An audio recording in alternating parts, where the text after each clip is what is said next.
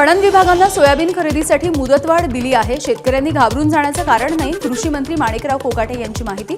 जोपर्यंत शेवटची खरेदी होत नाही तोपर्यंत केंद्र सुरूच राहतील, कोकाटे यांनी केलं स्पष्ट. मुख्यमंत्र्यांचा परिवहन मंत्र्यांना धक्का. एसटी महामंडळाच्या अध्यक्षपदी अप्पर मुख्य सचिव संजीव सेठी यांची नियुक्ती. गृह विभागाकडून राजपत्र जारी करत मोठा बदल.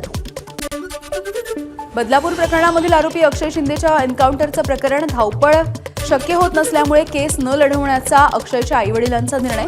कोणताही दबाव नसल्याचं केलं स्पष्ट. उद्या पुन्हा एकदा सुनावणी. बदलापूर बनावट एन्काउंटर प्रकरणाचा अहवाल दोषी पोलिसांना मिळणार. राज्य सरकारनं अहवाल देण्याची तयारी दाखवल्याच्या नंतर कोर्टाकडून याचिका निघाली.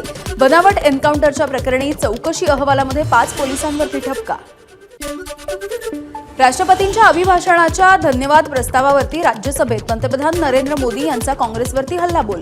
हृदयनाथ मंगेशकर यांनी सावरकरांवरील कविता आकाशवाणीवरती सादर करण्याचा प्रयत्न केला म्हणून त्यांना आकाशवाणीमधून कायमचा हद्दपार केलं, मोदींची टीका.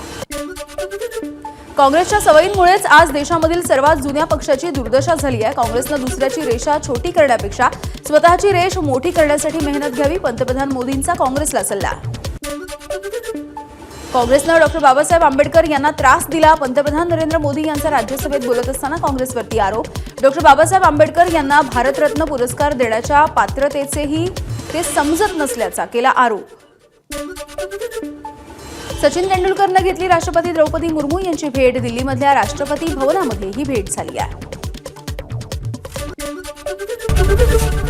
एबीपी माझा, उघडा डोळे बघा नीट.